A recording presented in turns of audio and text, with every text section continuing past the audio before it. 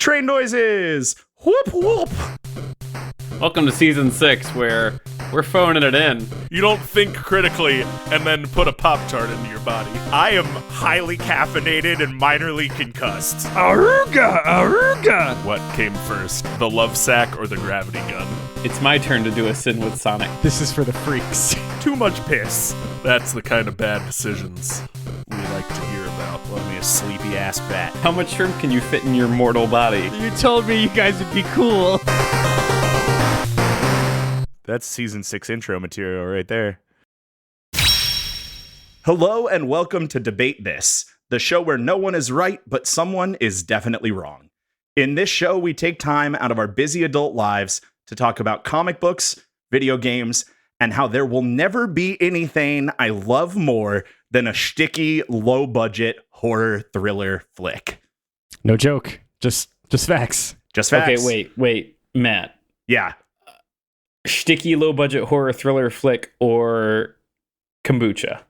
Well, I do not like kombucha. I have never liked kombucha. He likes yerba mate. That's Yerba mate. Yerba mate is much different than kombucha. Very different. Okay, whatever. Yerba mate, you don't have to grow yerba mate in a swampy jar. Nerd, Yeah. the joke's not good anymore. Let's move on. Matt, quick, shoot from the hip. What is the absolute best shticky low budget horror thriller flick?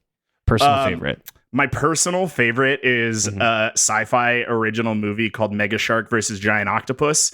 Oh yeah, great. Excellent. Great pick. Yeah. Great Sure. pick. But if you want a low budget, like shticky schlocky horror movie, also a sci-fi original, but one that actually legitimately freaked me out a little bit, even though the graphics are terrible. Ice Spiders. Ice Spiders is very good. It's a lot like eight-legged. Jesus Christ! It's a lot like eight-legged freaks, but on ice. That fucked me up a little bit when I was a kid and I saw that. Anyway, okay, great. Love it. Hey, speaking of all this spooky stuff, welcome to Spooktacular Express. Happy Spooktacular Express season, everyone. Train noises. Train noises. Whoop, whoop. It's our annual October Halloween content-a-thon. I'm not listening to you, where we release a special spooky episode every Tuesday of the month. This week, we have a very scary flavor text for you that was commissioned as a birthday present for friend of the show, known on Discord as Squirrelmancer. Wait, you don't mean James Gunn's The Squirrelmancer, do you? Squirrelmancer, a James Gunn joint. Happy 16th birthday, Squirrelmancer. It is wild to me that you listened to this podcast and that you told your parents about it. But hey, I guess we really are PG-13. All jokes aside, we are honored that you would consider this silly podcast a worthy birthday present for the biggest birthday of your life so far. I hope it makes all of your weird TF2 dreams come true. Hey, See, just based on that alone, Squirrelmancer's parents know more about this podcast than my parents know about this podcast, and that's saying something. That's true. I was trying to think. For my 16th birthday, we had a LAN party, and I think if I were to sum it all up, Debate This is the LAN parties of podcasts. I don't feel like I can disagree with you, but I feel like other people could also make that claim. It's unwieldy. There's a lot of caffeine going around, and there is a smell. There is a smell. Let me add one more layer to this. Debate This is the LAN parties in the middle of a blizzard in January of podcasts, in that you're there whether or not you want to be. It's closing time. No one has to go home, but you can't stay here. We're going to make the best of it. We're going to make the best of it. So, hey, I said TF2 as in Team Fortress 2. You guys know about Team Fortress 2, right? Well, what if I told you that earlier this year, a feature-length horror film created entirely in Team Fortress 2 called Emesis Blue was released to YouTube? Wouldn't that be wild? I would say most of those words are nonsense. Well, speaking of nonsense, Emesis Blue is what Squirrelmancer asked us to take a deep dive into. And dive deep I have. I had a really hard time getting that one out. No, it's good. Joining me to chronicle my journey through the Respawn Room are Todd, Red vs. Blue Thomas, and Andrew, Old Town Road Henderson. I am just waiting for the day that someone does a red versus blue flavor text because Todd's been waiting for years. It's my good holy God. I'll talk about it a little bit later, but we'll have to wait at least until next year because Red vs. Blue's final season is currently airing. It's true. It's true. I can't get into Red versus Blue right now. We've got other things to do tonight. Matt, can we have the Venn diagram of these two things? Nope. There are two things that I enjoy: Red versus Blue and Old Town Road by Lil Nas X. Lil Nas X, famously creator of Red versus Blue. Yeah. I will answer the question as to how these two things are related here in a couple of minutes. I don't want to give it away quite yet, but by the end of this podcast, actually by the ad break, you'll know why those two things are in the same category. Cool. So as we start every flavor text, that's what these are called. My brain just shut off. I was like, what podcast are we doing? Anyway, as we start every flavor text here to debate this, I want to ask the ceremonial question: what do you guys know about Emesis Blue? And because I think I know the answer to that question, I'll take it a step further and also ask, what do you know about Team Fortress 2? It's a hat collector. Yep. It's a hat game. Collector sim. Emesis Blue, I love their song Carnival Number 9. That was a real stretch. Yeah. I don't know. I thought it was pretty good. I think there are other better Blue bands that you could have made a reference to. I was going Name for the 5. Emerson. You could have said it's my favorite Eiffel 65 song. That's what I would have done. That's the low-hanging fruit. Yeah. I don't think that's better than what I said. Well, it is. Emesis Blue is the cult behind Don't Fear the Reaper. That's another one. Blue Oyster Cult. You guys are really latched onto Blue. I'm latched onto the Emesis. Oh, because that's the easier one. Yeah, right. That's the... I don't know anything about Emesis Blue. Yeah. Same. Team Fortress 2, though. I know a bit about that. I think I played it briefly when it came out, and I just had to look up the list of the characters because I was like, yeah, there's the spy and the one that carries a club, and then the big guy. And then there's like 7 other people. It's Overwatch before Overwatch was. That's super accurate. That is 100% what it is. Yeah. In the way that, like 2 other examples are the same thing. Team Fortress 2 was Overwatch before Overwatch. Great. So before I jump into this flavor text, knowing that you guys know nothing, I do want to give a little bit of an explanation as to how today's flavor text is going to be broken down and a little bit about why I chose to organize it this way. So my very best friend and newly 16-year-old Squirrelmancer, please don't be upset with me. As I was watching the movie, I kind of got it in my head that if I just went through this flavor text and gave the plot beats and told you moment by moment what happened in this movie, it would really diminish the value of the movie itself. And the work that went into it. And absolutely the work that went into it. I think that there is absolutely something to be said about the value of a cinematic breakdown, and we could certainly do that here today. But the reality is that this is a psychological horror. I watched this movie knowing nothing going into it, and I think that my experience was all the better because of that. So I really don't want to spend the next 2 hours spoiling each and every moment of this movie for you. So here's what I'm going to do instead. We're going to do the front half of this flavor text, and I'm going to explain to you what exactly Emesis Blue is and how it became something that exists or something that could exist in pop culture and the larger video game zeitgeist. I'm also going to talk a little bit about the history of movies made with video games and how we got there to begin with. We'll cut to break, we'll come back, and then I'm going to talk about Team Fortress 2 for a little while, what that game is, how it came to the world, just the slightest whiff of the deep lore of Team Fortress 2. Just Team Fortress smelling salts amount. No, Team Fortress 2 does not have deep lore. I mean, they did a series of like character videos and stuff. Todd, there has to be something there. You're right. Todd, there is more TF2 Extended Universe than there is Overwatch Extended Universe. And that sucks. Almost all of it is canon. So we should all start playing Team Fortress 2. We could. It's still available. It's free to play. The last update was like a month ago. I can't believe Overwatch anymore, you guys. I can't. Well, it's not Overwatch. Well, no, this is different. It's better. It's different Overwatch. Come on. It's in the same way that two things are similar. It's Overwatch written in a different font.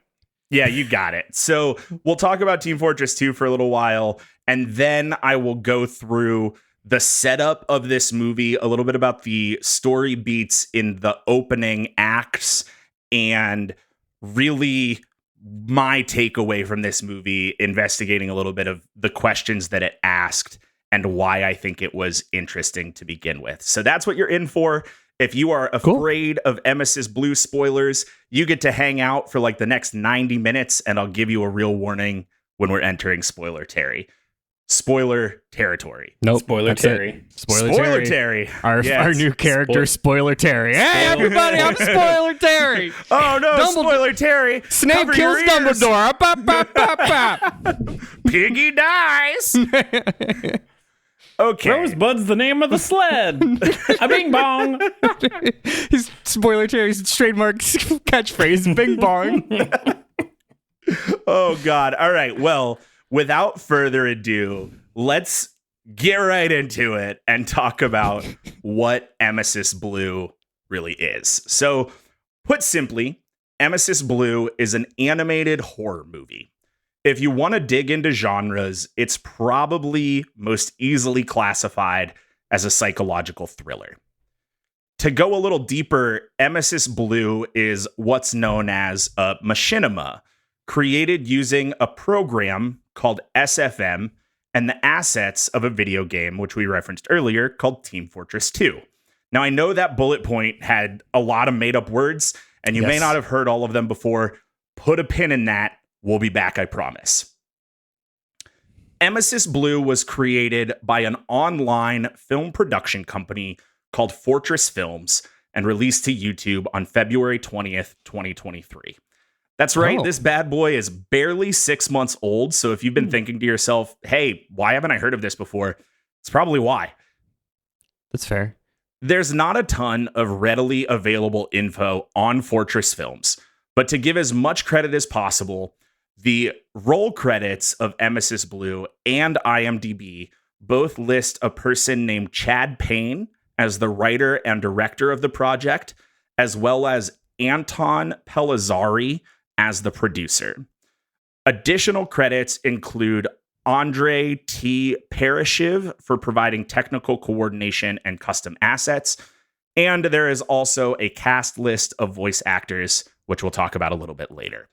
Is this like a one-off thing, or is this group credited with more Team Fortress movies?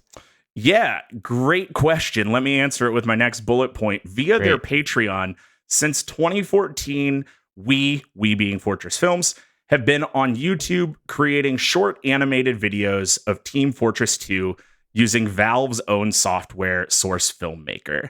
As the viewership of our channel grew, we became inspired to heighten the quality of our videos to new standards, focusing on creating feature-length animated films with an ever-expanding team of professional talent.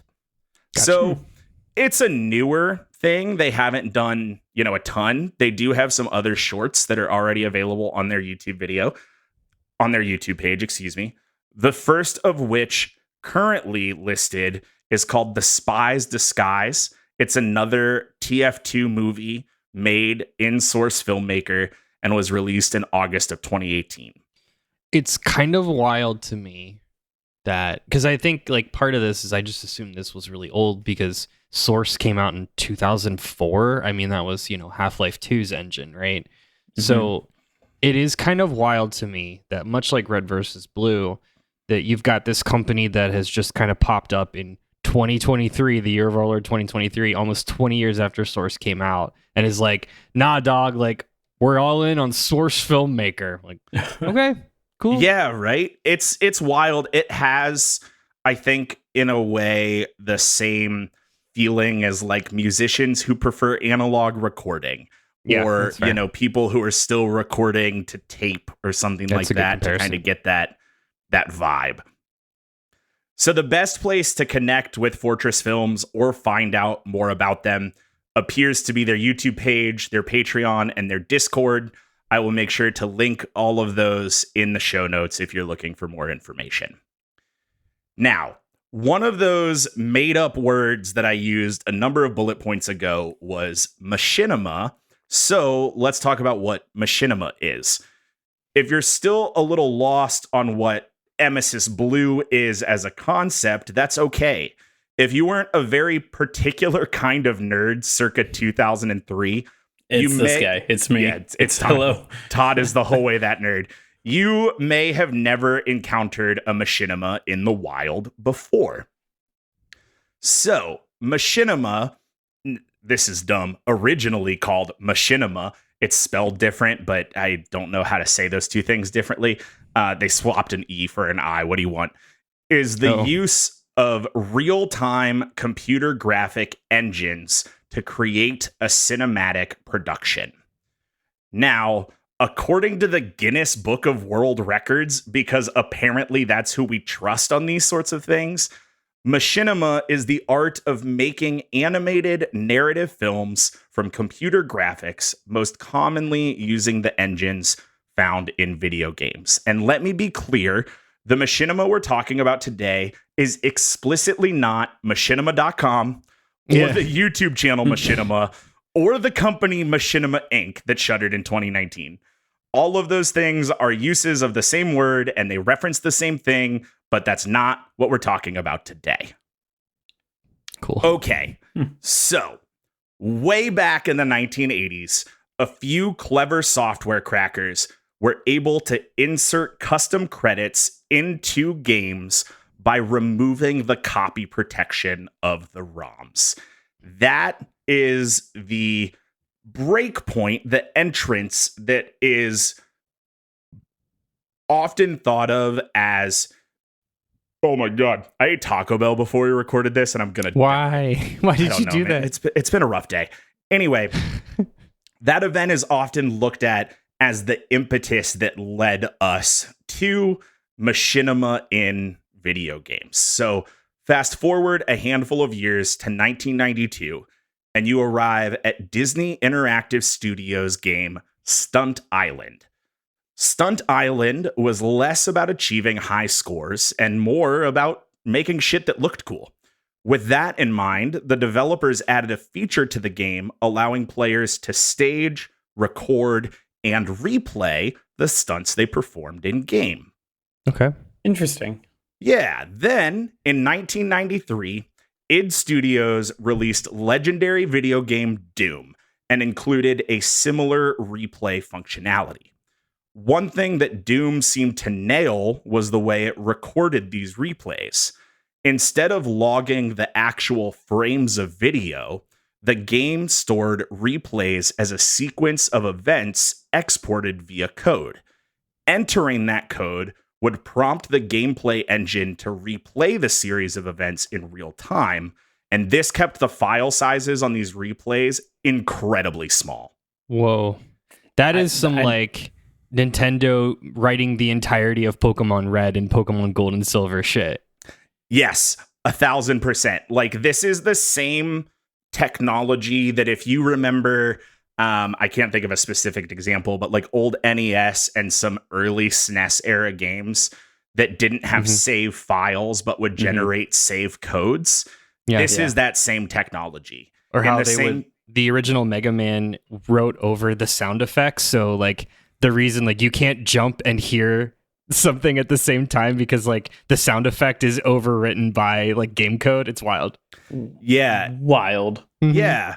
The early 90s were definitely this wild west of programming, and like, how can we really bend and break the abilities of the software that we're using and the hardware that we're using?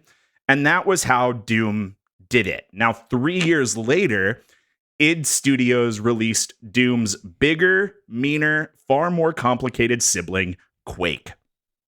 Not only did Quake arguably pave the way for modern esports, it also meshed the replay logging features of Doom with Quake's multiplayer and customability options. Real quick about Quake. So have either of you two played Quake? I have. I haven't, but I'm familiar.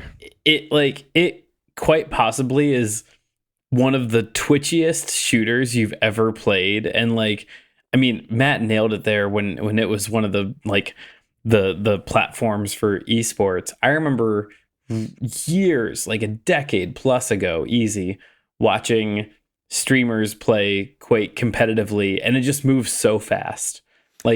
If you think modern shooters move fast, go watch the early versions of LAN Quake competitions. They are moving in a speed that is just, I can't fathom it. Yeah. Famously, Quake speedruns are the reason why Games Done Quick exists. That was the when we talked about in our flavor text earlier this year. So meanwhile, this was happening. Yeah. Meanwhile, on October 26th, 1996, what I would personally consider to be the first machinima was released by a Quake gaming clan known as the Rangers. That machinima was called Diary of a Camper. It was a 100-second demo file that added a brief story to the standard action and gore of a replay video.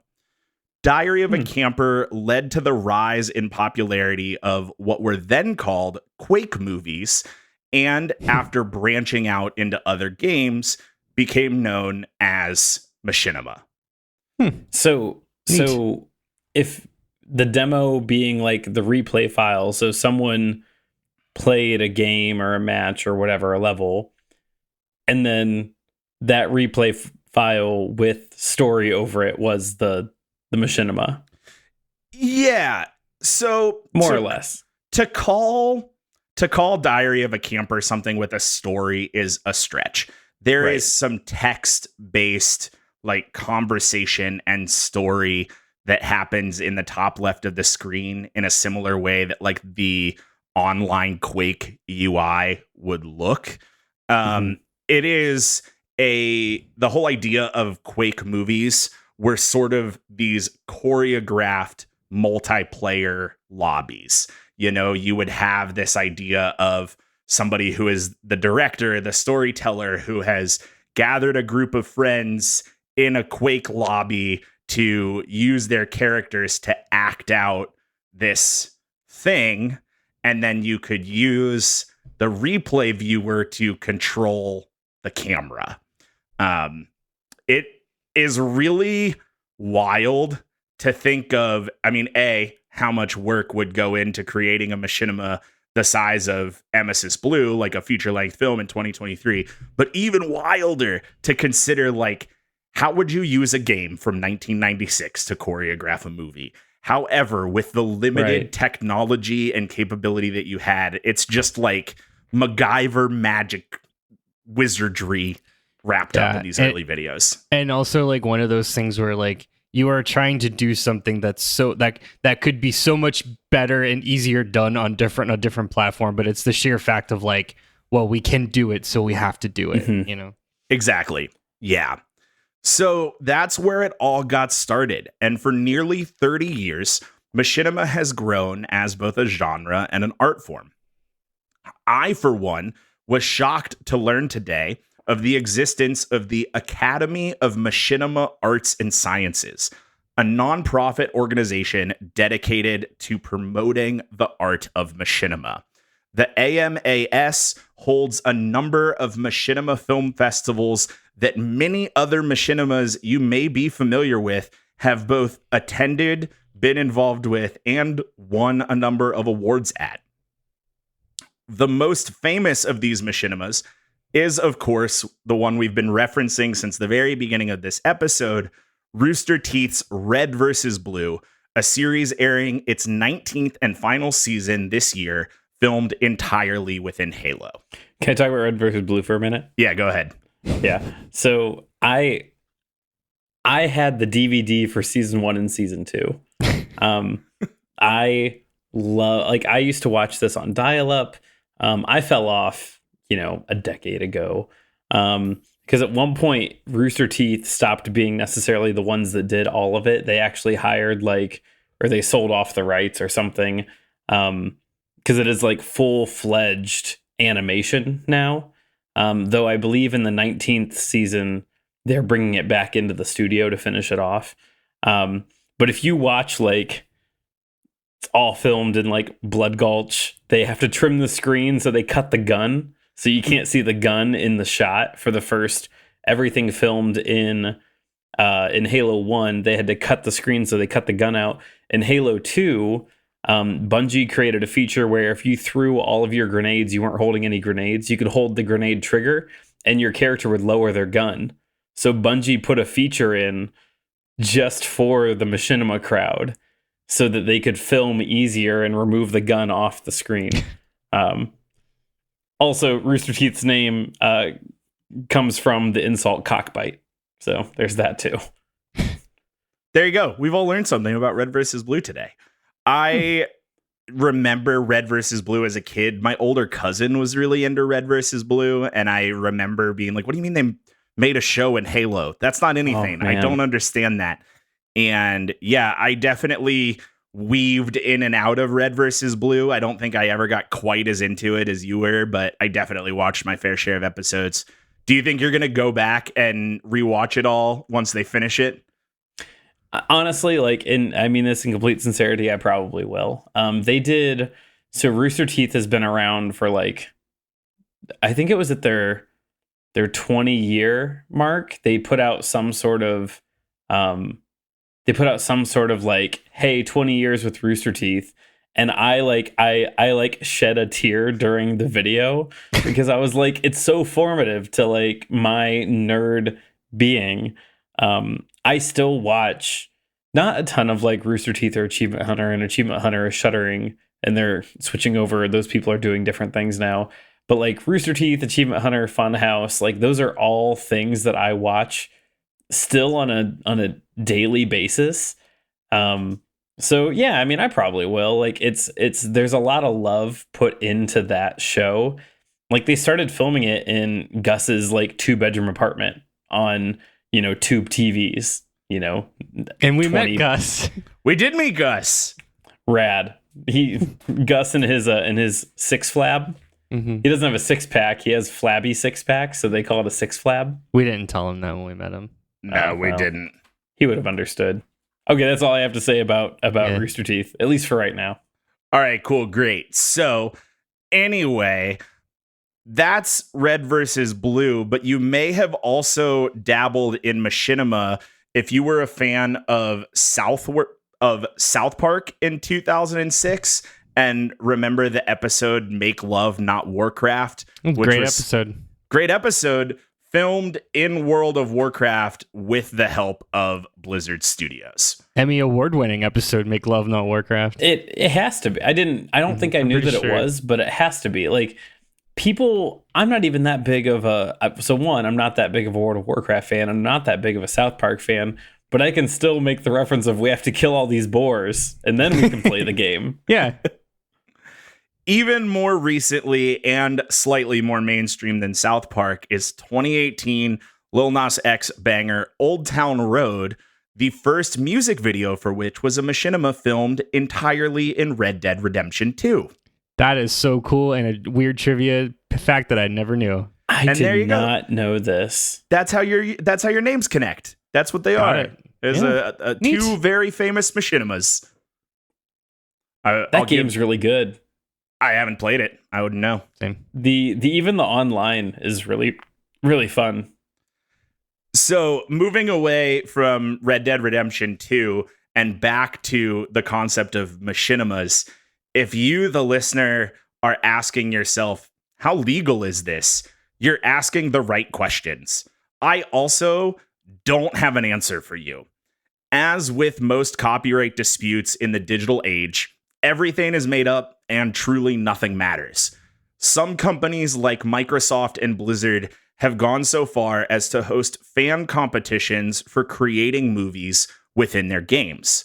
Other companies like Microsoft and Blizzard have seen machinimas made with their properties they don't care for and have blasted creators on the internet with cease and desist letters. I believe that. I mean, tracks. Yeah, like, I mean, obviously if people are creating content using your video game as a base, it's good PR. If people are making nasty things for the nasties, then maybe you don't want them doing that. I think there is an open discussion. That we are not going to have today, but like there is a gray area between product and platform, right? And I know you're probably going to get into it, but like Unity, for example, like Unity is a platform that was made specifically for people to create stuff on, but it is still a product. Mario Maker is at its core a game, but it is still a platform. So where do those lines, I would imagine, can blur? And legally speaking, you could probably make the argument that most games could also be platforms and vice versa. Yeah, this is not a flavor text about how the legal definition of fair use in the United States is a mess. But what a fucking party that would be. Oh, man. You want to get me real riled up? Yeah. Let's talk about fair use. Get at us, FCC versus Citizen United flavor text. I will get rock hard over the second sale law. Let's go. Anyway, to allude to Todd's point about nasty things for the nasties, this is the point in my research where I found a Wikipedia link to a wiki page called Overwatch and Pornography that I opted not to click on. Smart. There's an entire dissertation that could also be written specifically on the profit these companies have gained just from pornographic machinimas, but I will not be presenting that dissertation. If you click that link, you have to throw your computer away. You sure do. I saw it and accidentally hovered it and got the little pop-up blurb and was like, that's enough. I don't want this. Not for me. Another game studio known for games like Half-Life and Portals 1 and 2 decided to lean into machinimas with their whole ass, and on June 27th, 2012, released Source Filmmaker, a 3D computer graphics software tool for creating animated films using the Source game engine. Cool. So to talk a little bit about SFM, as stated above, SFM is this game engine animation studio that is Valve's proprietary filming software created explicitly for machinima use. Can I ask a dumb question? Is this what Gary's mod is, or is that different? Gary's mod is different, and I'll if you give me a second, I'll ramp back to that. Yeah. So SFM, Source Filmmaker, SFM, Source Filmmaker, just the abbreviation.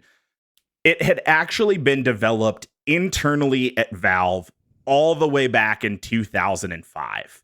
It didn't take Valve long to realize they were really onto something, and they started to flex their software by creating the Meet the Team series. Meet the Team was a series of 10 digital shorts used as promotional material for the release of Team Fortress 2. The videos introduced the world to the game's 9 playable mercenaries and a sandwich. SFM was actually... I don't know what that means. We're just going to move past that, huh? Yeah, We're just going to just roll right past. We're running low on time. Truly have nothing to add to that bullet point. That is taken almost word for word from TF2's website. So there you go. Add us in the comments. Let's move on. SFM was actually accidentally released to the public in its initial form in 2007. That was during Team Fortress 2's public beta. Back at the time, SFM was just known as the replay editor in Team Fortress 2 and was revamped for the game's full release. In 2010, the software's interface had been completely revamped, and it was fleshed out to be released as its own product in mid-2012. SFM's last major overhaul update was in May of 2020, when a version was released to work with the Source 2 game engine. So, Andrew, to go back to your point about Gary's Mod, this is not Gmod. Gmod was made by another company or another development studio, and is honestly pretty similar. It was developed by a group called Facepunch Studios, who did use some things from SFM to create the larger game of Gary's Mod. But SFM is like the filming software. Gary's Mod is more of a less of a film and more of a game. Okay, it's more like a sandbox kind of thing. So is SFM who I have to blame for all the skibbity toilets that keep showing up on TikTok for me? I don't know what that is, Todd. How could you not? No, SFM is what you have to subscribe to get a Howard Stern. That was really good. All right. Okay. No. Thank you. Thanks for. Listen, someone here is gonna know what a skibbity toilet is, and I know what you're talking about. What happened? What just happened? It's a weird Gen Z thing. We'll link it in the. We'll link. All right. Just pull it up. Let me get. Let me X out my Citizens United tabs. Yeah. While you pull that up, I have watched these digital shorts, except for maybe the one that introduces sandwich ? I remember these, and they're all very, very fun. And I think the pyro has like a voice inside their head that like they hallucinate and see like bunnies and flowers and not just flames. Like there's something like quirky about the pyro. I remember this. It's very, very good. Oh, is this a Skibbity Toilet link? It's 63 episodes. 63 episodes of Skibbity Toilet. 63 episodes. Oh, God. I just linked in the show notes, which you can access if you join our Patreon at the $10 tier, patreon.com/debatethiscast, a link to a compilation of all of the Meet the Team series.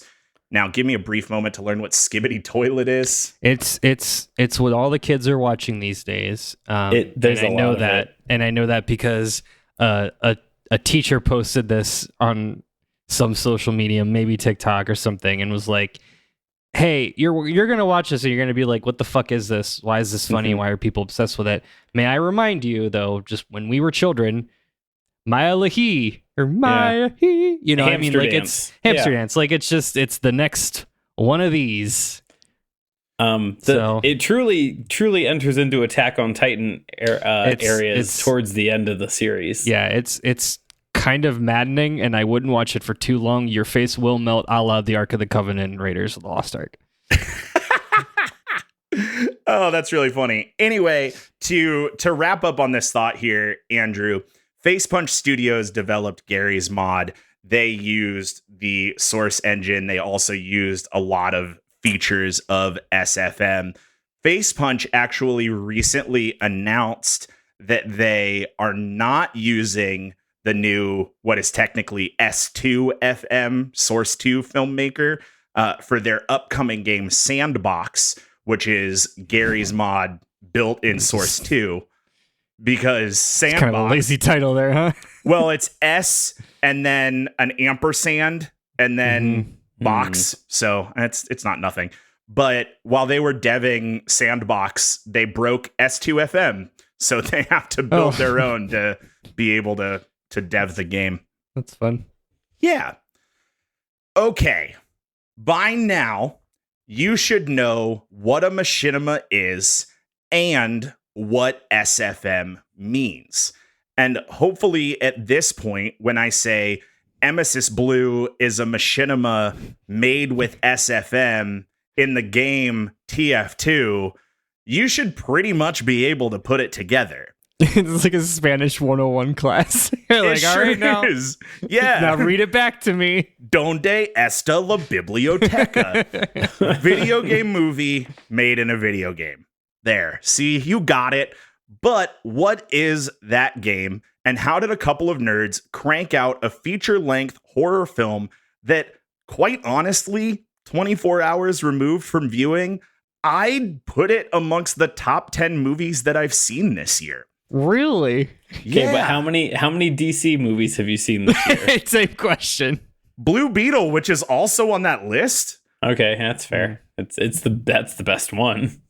Well, we're going to get into Team Fortress 2, Team Fortress 2 lore, and the plot of Emesis Blue right after this.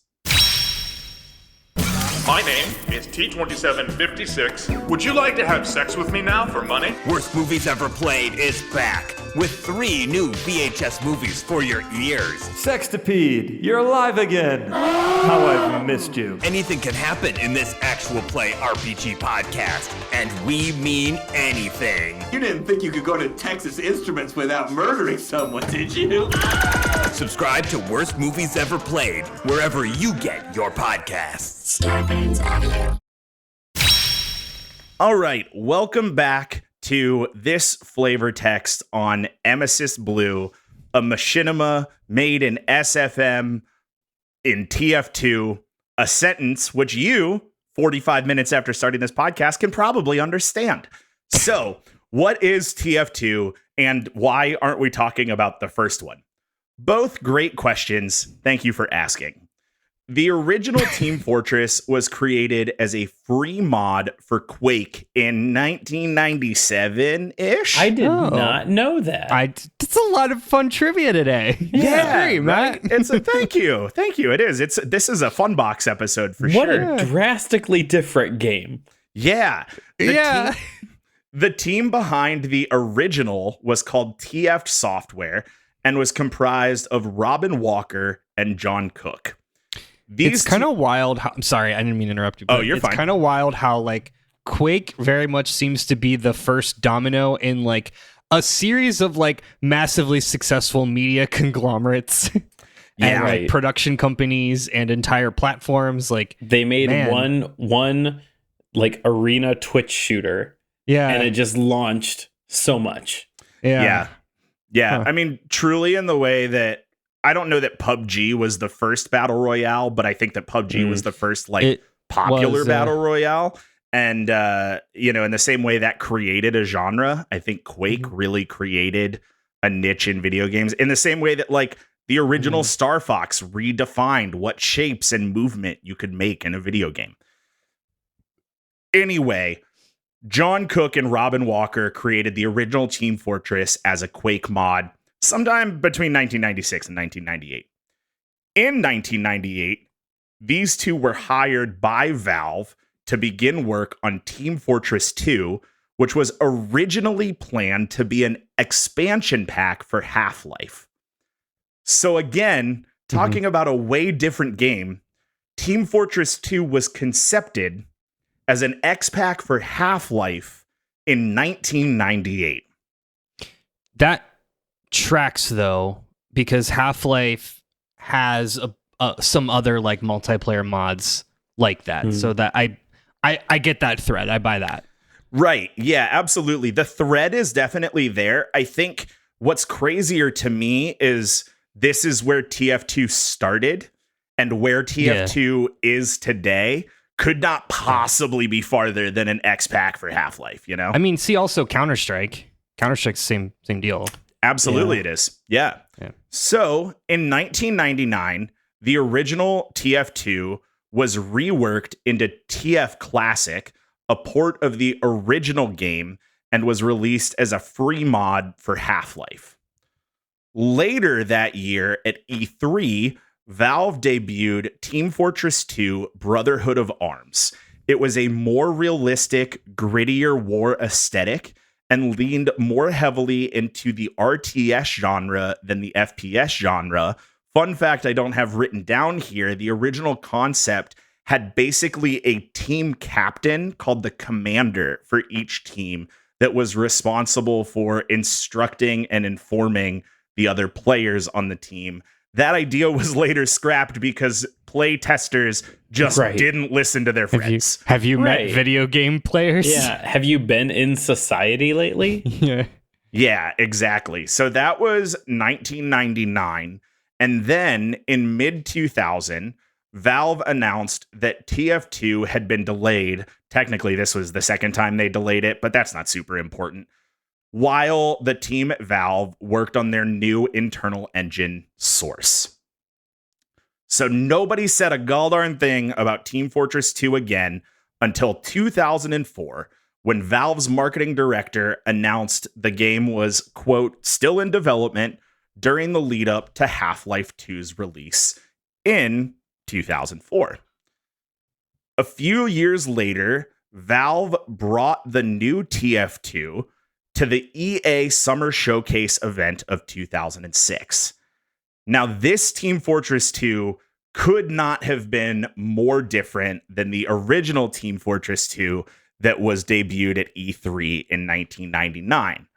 7 years at the drawing table, and Valve had completely foregone the hyper-realistic war aesthetics, and they instead basically asked, what if game but Disney's Incredibles with gun? I mean, we sit here in 2023. Has there been a Disney shooter? That's not a question I want to think this hard about right now. Kingdom Hearts. Yeah. Kingdom Hearts feels close. Walk away. Anyway, the aesthetic of the game, I think, is really heavily inspired by the animation style and aesthetic of The Incredibles. Now, Valve references a number of artists that they pulled inspiration from in these characters, the biggest name of which being Norman Rockwell. Now, if you go back and look at the artists that I don't buy. I know.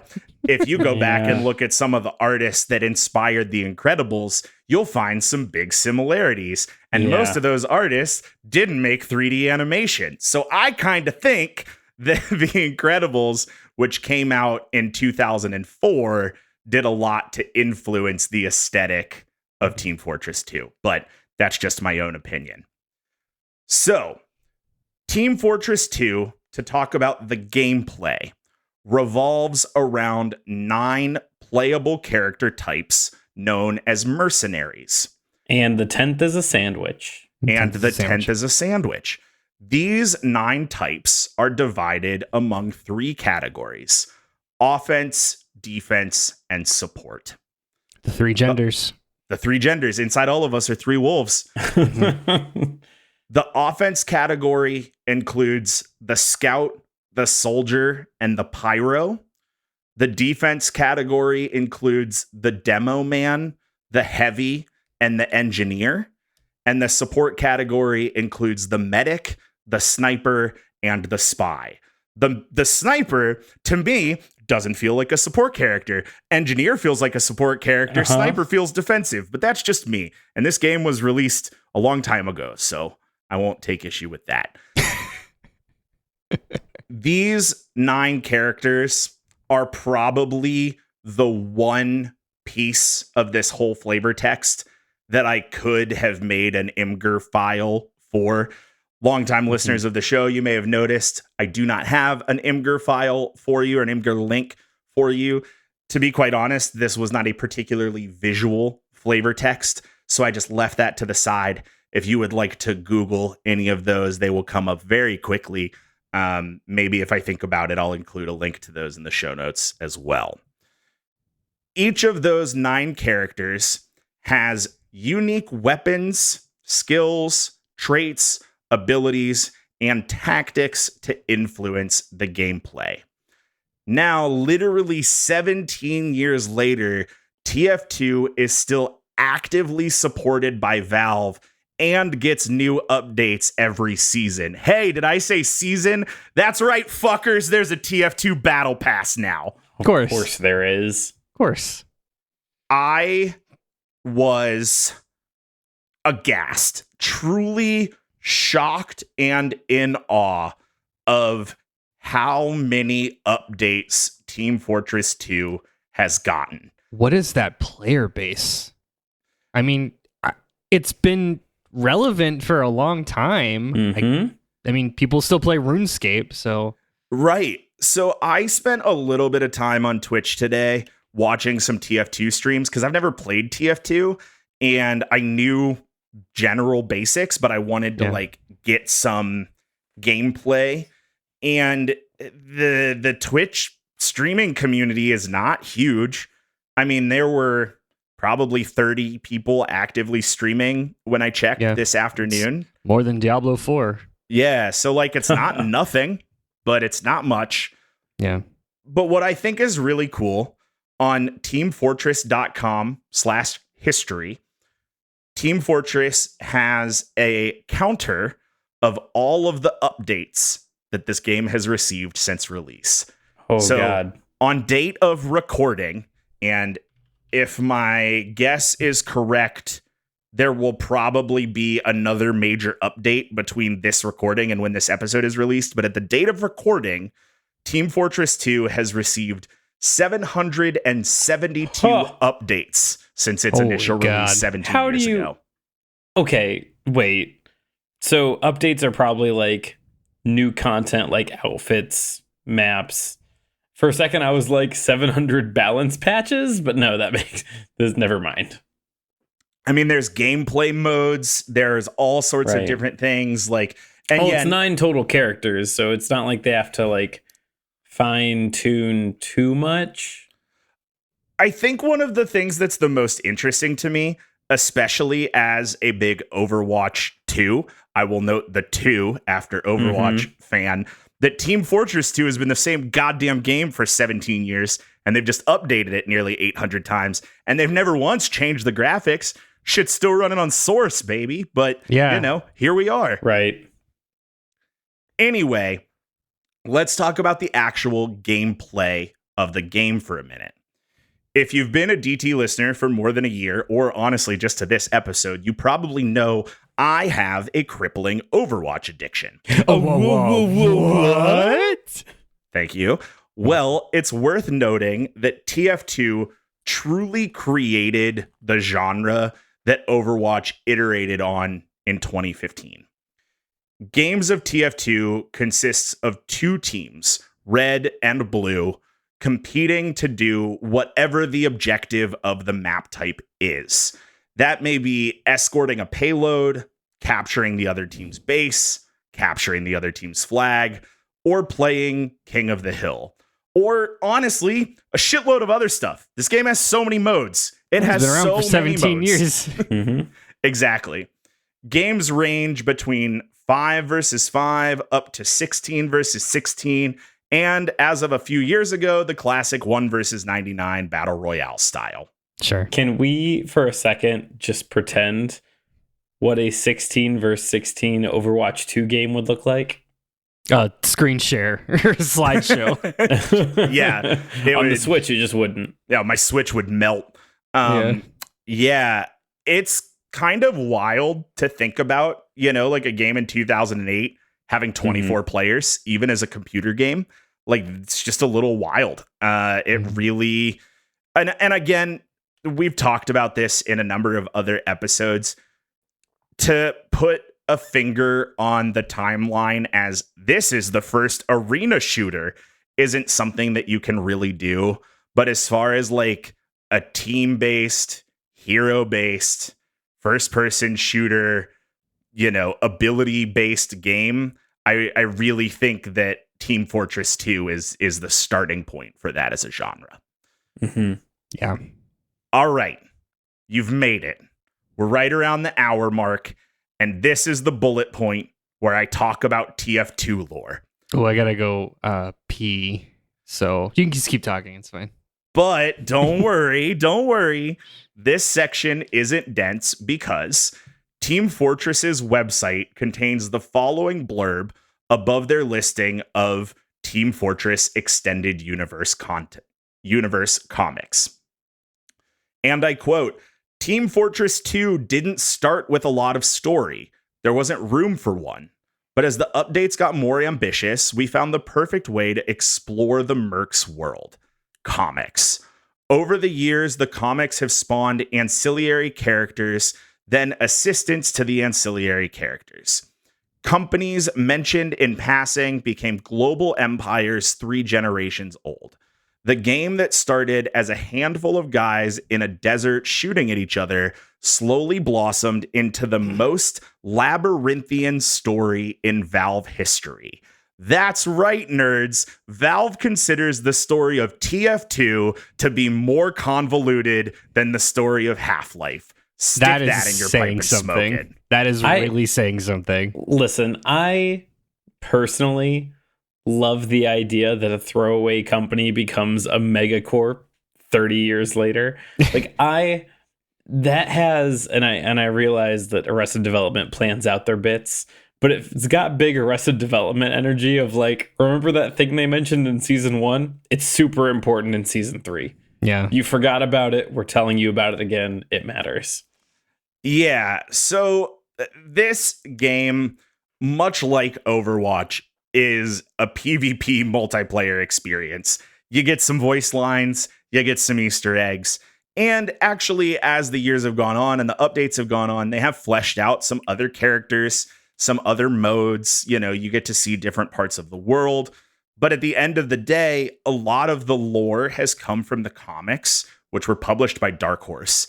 And a lot of the comics lore has been built into the game as Easter eggs or expanded characters, whatever. What's important to note here is that Emesis Blue, the movie that we again came here to talk about today, doesn't actually require any background knowledge on the game lore itself. That said, here are a few fun bullet points that I just think are very interesting. Bullet point number 1. This game is vaguely based in the 1960s, and everyone has this wonderfully characterized accent that definitely might not be racist, but also could definitely certainly be a little bit racist. Are you talking like 1960s, like transatlantic kind of, or like Rocky and Bullwinkle? So every character is from a different locale. I guess not everyone. Scout and Soldier are both American, but the medic has this crazy German accent. And then like the spy is a Frenchman and he talks like this, Chakra Blue. And then the demo man, his whole intro in the Meet the Team thing is that he is a one-eyed black Scotsman and he has this crazy Scottish accent. And it's wild. This is really good. I feel transported. Yeah, thanks, man. I did my best. Fully immersive. Yeah, fully immersive. Bullet point number 2.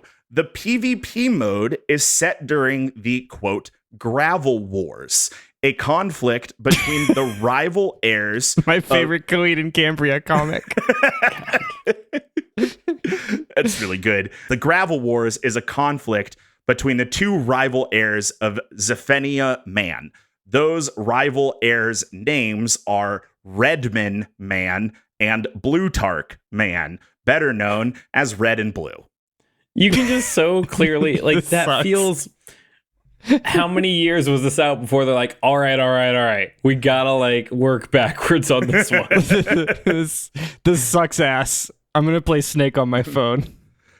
Red and Blue are attempting to outlive each other and will seemingly do whatever necessary to manufacture immortality. There is also apparently a Gray Man. He is not relevant to Emesis Blue, so I didn't investigate any further. The weapons for each team are provided by the Man Company, the motto of which is Manco. We sell products and get in fights. And I think that's pretty good. Next bullet point, the faceless announcer of the in-game battles is called the Administrator and is voiced by Ellen McLean, the voice of GLaDOS in the Portal series. Oh, we love that. Yeah, that's good. And my last fun lore bullet point, Saxton Hale is the name of the CEO of Manco. I thought this was a more popular meme. I was going to just confidently say you've definitely seen this guy's picture before. I had, but he is this hyper masculine Australian meme guy with a Crocodile Dundee hat, a hairy chest, and no shirt. Is that anything for anybody? I'm sure Kyle would know this if he were here. This does feel very Kyle. Yeah, if you're terminally online, you've probably seen Saxton Hale out of context and not known. You actually get to play as Saxton Hale in one of the like PvE type missions that they released in like 2009 or something. I don't know. All right. That's it. That's the end of the TF2 lore dump. I did not go any deeper. I did not need to go any deeper because, again, Fortress Films is quite clear with Emesis Blue. You don't need any prior knowledge going into this movie of TF2, who the people are, anything like that. And with that said, it is finally time for us to talk about this movie. So here is your official spoiler warning for Emesis Blue. I've been careful to not spoil anything before now, so if you want to watch this movie yourself without knowing anything like I did, pause the show now. The movie is available for free on YouTube, and it will be linked in the show notes. Go ahead, you watch it. I'll wait. Okay, welcome back. For those of you who stuck around, or those of you who have returned, please know that, like I said at the top of the show, I'm not going to give you the whole plot beat by beat of this movie. Again, publishing the plot synopsis of a psychological horror film feels really disingenuous to the product itself. So if you push past this spoiler warning, don't think you're getting the ending for free. As a big fan of horror myself and somebody who works in the horror industry, I know that so much of the enjoyment is built on the suspense of not knowing. And I don't want to take that away from anybody. So, Squirrelmancer, if you're out there, I'm sorry. I hope you didn't want me to break down this movie frame by frame. I would need more time and more viewings and more brain cells than I have to work with to do that. But here's what I've got about this movie. Wait, real quick. How long is the movie? Like an hour? Hour 48. Man, the wild trip of like, I don't want to watch the hour 48 movie. Instead, I'll listen to an hour and a half flavor text is like, I'm going to save 15 good minutes on this. That's very good. Okay, so let's jump into this movie. It opens with an old film reel from Helix Industries. I do not know who Helix Industries is. Well, they're a 30-year-old megacore. Yeah, exactly. 3 generations old or whatever. Mm-hmm. This film reel is explaining Helix Industries' new respawn machine. As with all good asylum-based psych horror, the experiments have gone awry and very few test subjects have survived. Those who made it through testing are far from okay. I think in the movie there is actually a quote of like, you know, of the 100 or however many we sent through, we got back 10. Look, if you're gonna do dark science, you're gonna open dark science. Like it's gonna be hard to pull me away from that. Like that's an easy box to check. Right? You want Winter Soldiers? You want Spartans? You're gonna have to break some eggs. Yep. Yeah, dark science right off the bat. So.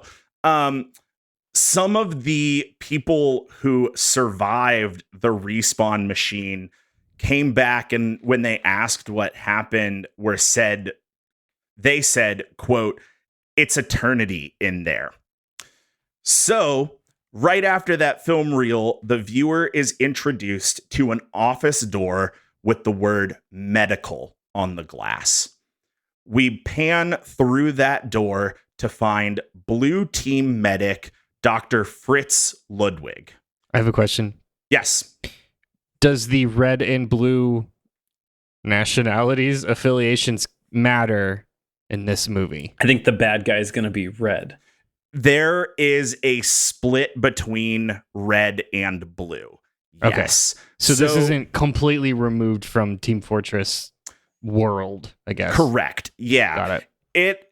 It's pretty explicit in the movie, you know, when they say things like, oh, this is red territory, or you meet there are some characters who are from the red faction. And, you know, they say things like, why are you spending time with somebody from their side or something like that? Because it's really The best example that I have for Red and Blue in the Team Fortress 2 world is the Dr. Seuss book with the Sneetches, the Starbelly Sneetches. It's the Sneetches who have Starbellies and the Sneetches who don't have Starbellies. There is as much separation between Red and Blue as there is between the Starbellied Sneetches. Cool. So we meet Dr. Fritz Ludwig. We find him having a crazy nightmare, or it may be a flashback, or maybe it's a premonition, but either way, it seems pretty bad. We're shown some choppy scenes of bodies being poured out of a dump truck, a masked individual down a long dark hallway, and a scary monster man opening the door to the doctor's office right before he snaps back awake and is greeted by a blue scout. This blue scout has a name. It is not important. None of the names are at all important.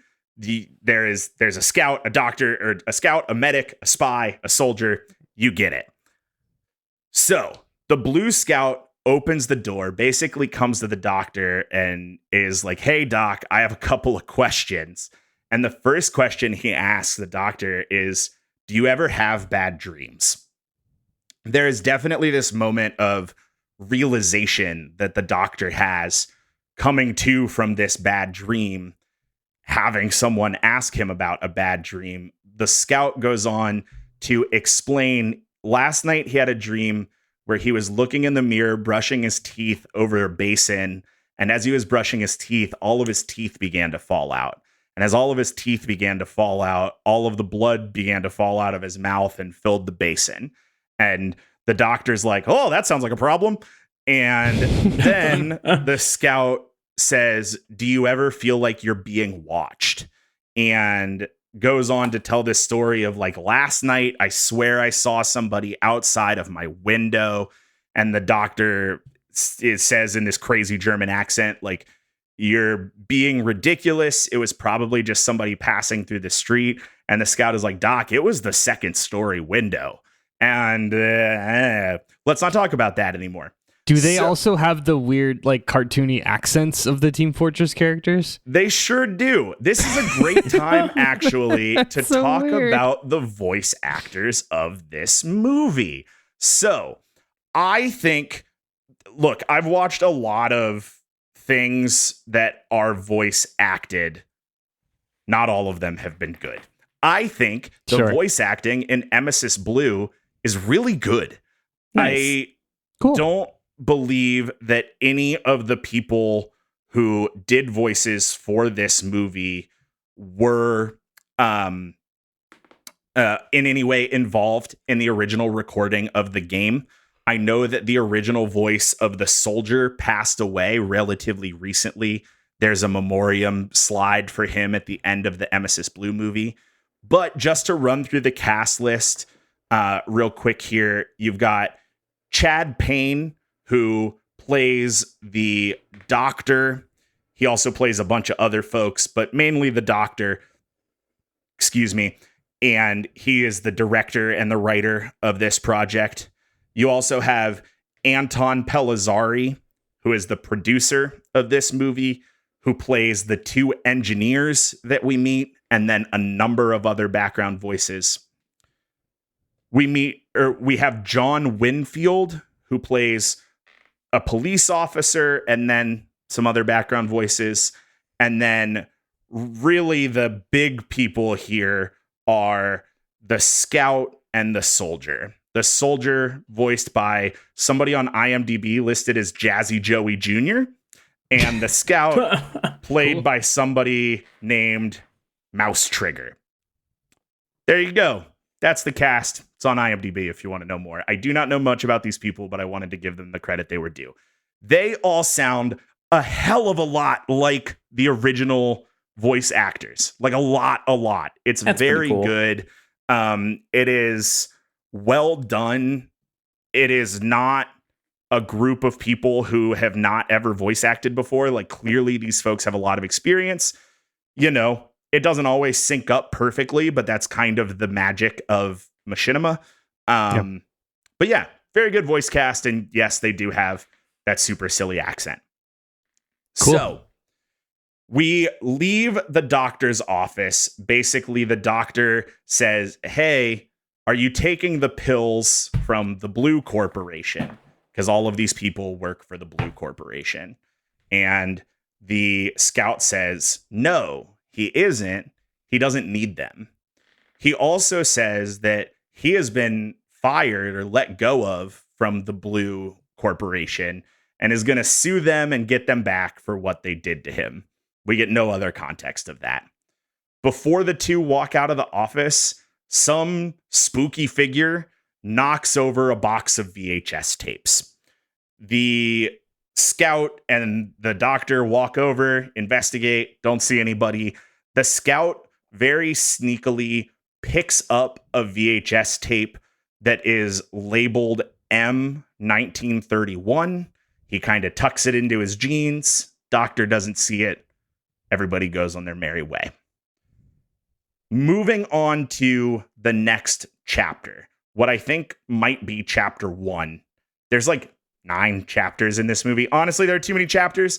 I think that it is an effect of being a machinima, right? Where like you're limited to the game's assets.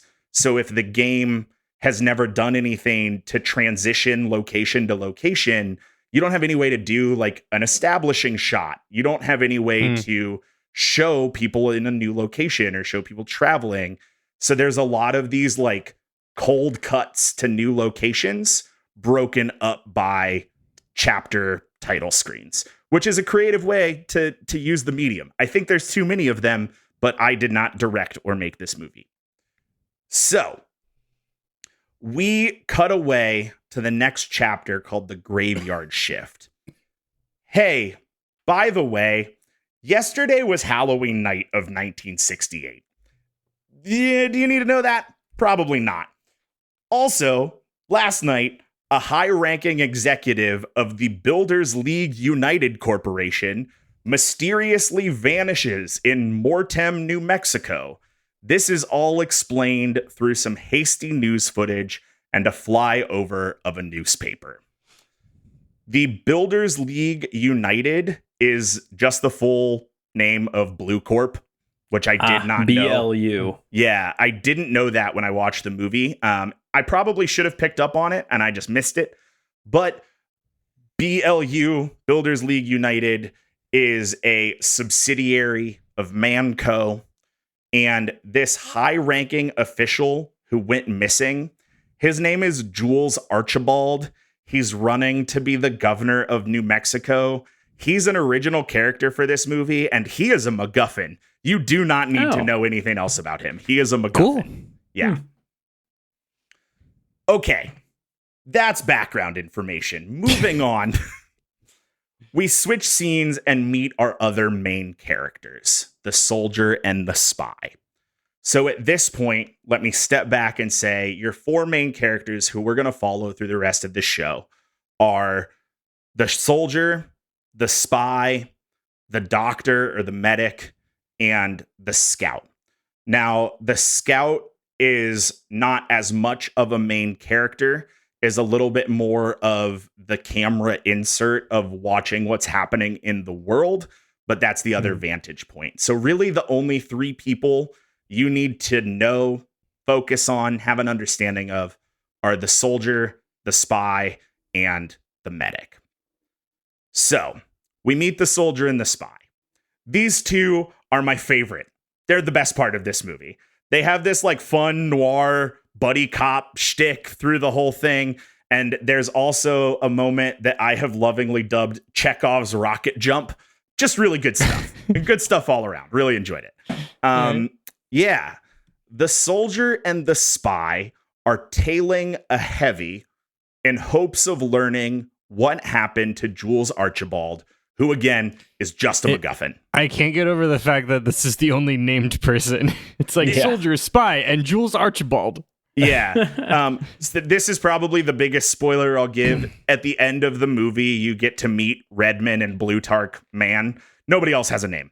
Everybody else is just the whatever. Okay. Yeah. Anyway, the soldier and the spy are trying to figure out what happened to Jules Archibald, why he was abducted, who took him. They've been tailing this heavy who has a briefcase. They try and take this briefcase from the heavy. Things get messy. They end up killing the guy, and they take his briefcase in hopes of getting more information again about the MacGuffin. Now, I, as somebody who has never played Team Fortress 2, does not have any appreciation for this briefcase. However, I'm of the understanding that in the gameplay of TF2, there is a lot of like, you know, when you're capturing the flag, you're like stealing the other team's briefcase or something. At least I think that's a thing. I think that briefcases might be collectibles in the game. And if I'm wrong, I'm sorry. Don't tell me. I don't care. Anyway, they take this briefcase and kill this heavy. And the soldier, who's kind of this like dumb, lovable guy, is like, well, we killed him. What do we do now? And for whatever reason, the spy's like, go get my camera out of the car. Still not sure why that happened. The soldier goes away, and then bang, the spy gets mugged by some mysterious dark figure who steals the briefcase and runs off into the night. Okay, that's the next chapter. So, chapter 1, Doctor and Scout with some film footage. Chapter 2, Soldier and Spy looking for Jules Archibald. Chapter 3. The next thing we see is the Scout returning home. There was some B-plot dialogue in Chapter 1 between the Doctor and the Scout about, you know, like, how is your mother? And that sort of shit. I guess that we're paying that off by introducing the audience to the Scout's home life. We get a really cool moment, and honestly, what I think is one of the better horror tropes in the movie, where the Scout's phone rings right before the call he is walks coming from inside door. the house. Sure. It's not even that the call is coming from inside the house. He picks up the phone, and all that plays back is a recording of everything that we have heard him say in the movie so far. That's pretty good. It's really cool. And they play this trope a couple of times throughout the movie. And each time the sound bites they use are sort of in the vein of like, if you ever had that one friend, hey, I was that friend. If you ever had that one friend who had a voicemail box on their cell phone that was like, hello? Hello? Yeah. I can't hear you. Everybody has that friend. Yeah. So I was that friend, and all of the sound bites they choose for this telephone bit are set up where that initial interaction could be natural, which is really cool. It's just really interesting. It's well written, and I very much enjoyed it. So the Scout enters his home. A bunch of spooky stuff happens, and he discovers that his mother is dead in the kitchen and has been beheaded. Oh. Yeah. We don't see what happened. We don't, like he discovers this. It doesn't happen while he is there. Now, not long after he discovers his mother's head has been cut off, the doctor, the medic, comes by the house. Good thing just in time. I think he's coming by the house to bang the mom. I think that's the undertone. Like, I think that they tried to set up in the first act that maybe the doctor and the mom had dated at one point. It's a little bit unclear. I'm pretty sure the doctor was coming over to bang the mom. Anyway, not super important. The doctor discovers the crime scene, discovers the beheaded mother, sees the letter M written in blood on the wall of the Scout's home, and also notes that the Scout is missing. We don't know at this point if the Scout is dead or alive. We don't know what has happened. It's just kind of assumed that the Scout has been taken. And with that in mind, he being the doctor, heads off on his new mission. What does he do? Heads off. He's good. That was you. That was, wow, damn. He takes off on his new mission to rescue the scout and find his killer. All right. For a bunch of reasons that I'm going to leave out of this synopsis, both the doctor and the soldier and spy follow a trail of clues to a location called the Conahan Slaughterhouse. I believe that this is a map from the game, or at least a construction of maps from the game. And this point kicks off the back 60 minutes or so of the film, where we see these 3, and if you include the scout, 4 characters contend with time loops, immortality, an absolutely haunting villain unmasking himself, rampant psychosis, and most of all, contending with each other. This point is the doctor on his own mission to find the scout, and the soldier spy on their own mission to find Jules Archibald.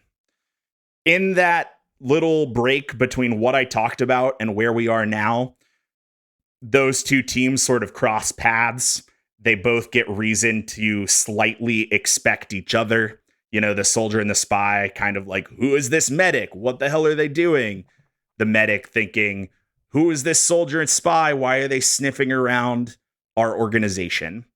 But once they reach the slaughterhouse, it is largely two independent focuses, two independent plot lines that diverge until they come back together in a climax. But one thing I want to make clear in this synopsis is that they don't come to the slaughterhouse trying to find each other to have some big fight, right? And I think that that's one of my favorite parts about this movie, and probably why I so adamantly didn't want to just spoil it all.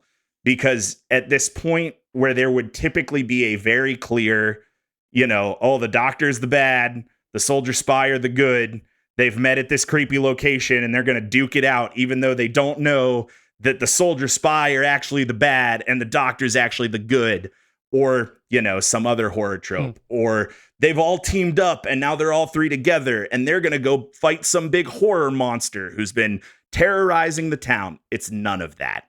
It's all very different, and at no point did I really get a clear read on, oh yeah, I get the plot. I was really experiencing from this point forward the movie as it was shown to me. So to wrap this up, in my notes here, I just have, why though?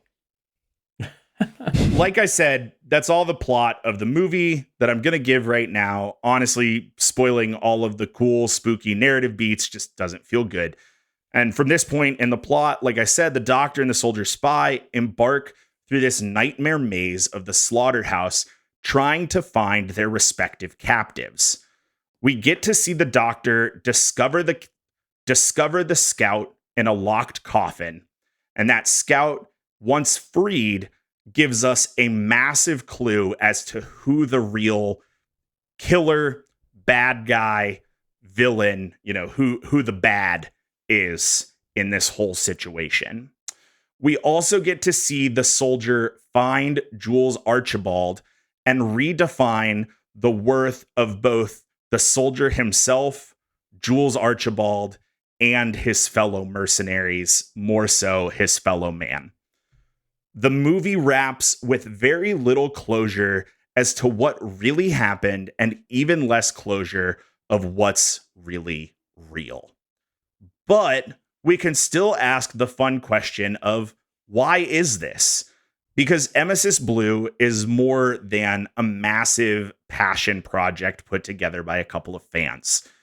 This movie serves to ask some truly fascinating questions about how we're changed by the ways we treat other people, what it means to sacrifice one's life and humanity to a cause, and how we can become the victims of our own tools. All staunchly relevant in 2023. Mm-hmm. All massively relevant things. Yeah. And to also under a major umbrella of bad science to well, in the videos you had us watch, like Emesis is like a sleep drug or something like that. So there's Emesis is the drug company, I think. Yeah. So there's like a pharmaceutical layer over all of this as well. Yeah, which, I mean, just check my boxes left and right, baby. Yeah, and you guys segued perfectly to my last bullet point here, because eagle-eyed listeners, eagle-eared listeners, do eagles have good ears? Hawk-eared listeners will... Elephant ear eating listeners. Elephant ear eating listeners might realize that throughout this whole synopsis, I've not talked a single time about what the titular Emesis Blue is. Well, that's one of the few things that we actually get a straight answer to in the movie itself. And I don't want to spoil that for you, so I guess you'll just have to go watch it on your own time. Okay. And that is really what I have for Emesis Blue. To wrap up my thoughts here, and then I'll turn it over to both of you guys because I'd love to hear your thoughts. I had no idea what to expect with this. I knew nothing going into it. Yeah, same. Didn't know anything other than Team Fortress 2 is a game that exists.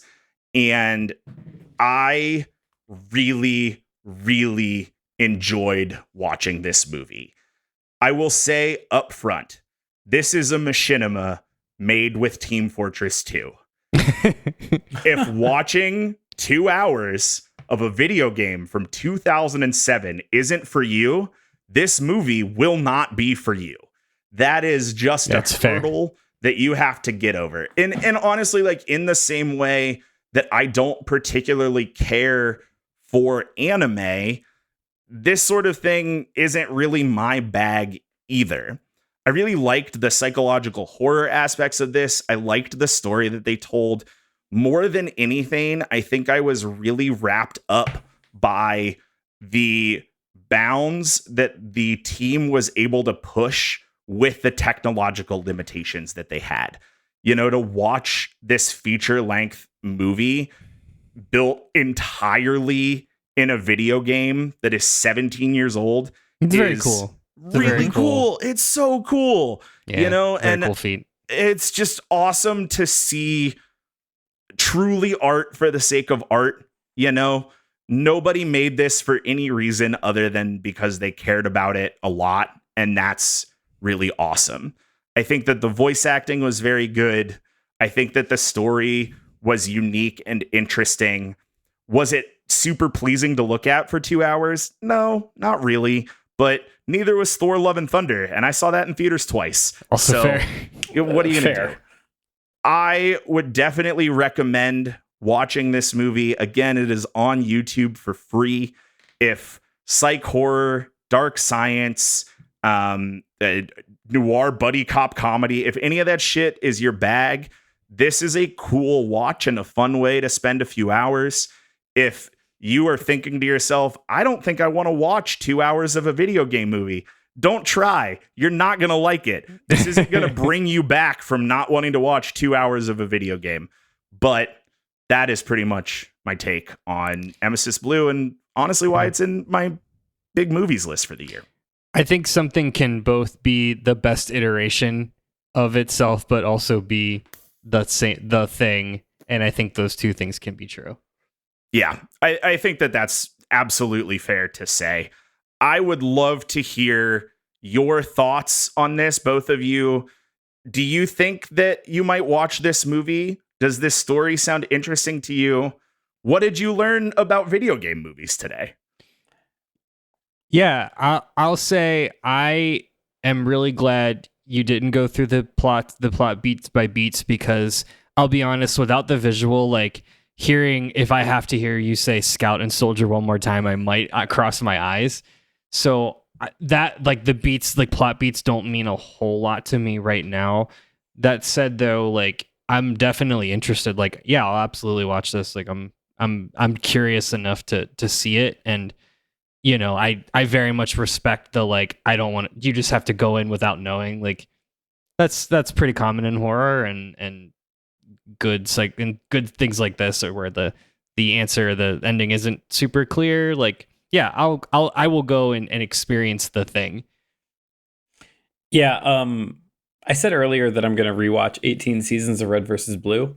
Sure. Which, now that I think about it, some of those seasons were filler episodes, so I'll watch like most of it. Just the highlights. You watch the manga adaptations. Yeah, this is I will give this a shot. I'm going to watch two things. I'm going to watch this. I'm going to give it a shot.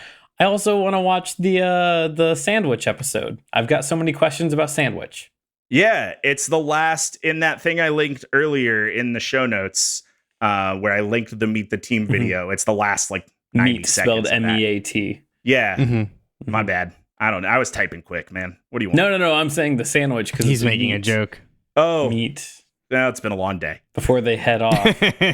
Head off was really good. I couldn't have really intentionally written that. I'm not head off. Good. Apply directly to the forehead. Head off. Head off to apply directly to the forehead. Mm-hmm. Well, I think that is a perfect place to go ahead and wrap it up.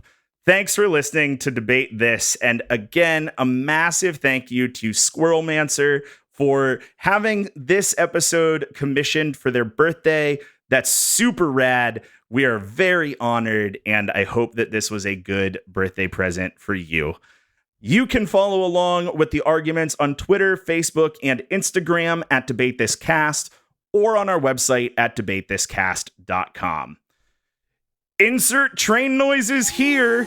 Woo. That's right, folks. It's October, and that means it's time for Debate This to do two things: make train noises and ask you to review our show. Well, guess what? We're all out of train noises. Last year, we challenged listeners to add 20 new reviews on Spotify and Apple Podcast, and in exchange, we said we would stream Todd playing through Doki Doki Literature Club. Well, you did, and we did, and it was a great time for all of us except for Todd. Especially except for Todd. I don't like that you're reading this with way more passion and aplomb than I read this with last week. Well, you wrote it. I just I'm Ron Burgundy, man. Whatever's on the teleprompter, it just comes out. This year, we're running the same play. Review the show and add us on your favorite social media with the, I can't believe you put the word medium in here, you freak. Yeah, social medium. I know that that's the singular, but it's disgusting. On your favorite social with the proof. And if we get 20, we'll do another spooky stream. Honestly, though, you have to post it and tag us somewhere. Yeah, I will not go hunting down your reviews this year. It will not happen. Matt's putting the kibosh on it this year. And we're not rounding up if those don't count. We're probably those ones won't count. We're probably going to round out, but I think it's going to be Outlast Trials. I think I'm going to make them play Outlast Trials. Yeah, well, we can all play that. We can do it now. I know it's a cranium all play, or we could just make Todd play Outlast 1. That would be fun. I won't. I'll poop. Also pitch for Inscription. I would also be down for Inscription. Yeah. I know you know who would definitely actually like love playing Inscription? Kyle Harper. Kyle for Do we turn this around on Kyle because he's not here? Maybe we turn this around on Kyle. That's so good. Let me just Control F Todd. We could do a team lift like how we did. Detroit sounds like the episode's ending. Until next time, I'm Matt Cole. I'm Todd. Gray Man. Fighter of Plutarch, man. Thomas. I'm Andrew. I fought in the Gravel Wars, which was a tense property line dispute my dad had with our neighbor in 2004, Henderson. And we're saying thanks for debating with us. And if you think we're wrong, you can come fight us behind the spooky swing sets, nerds.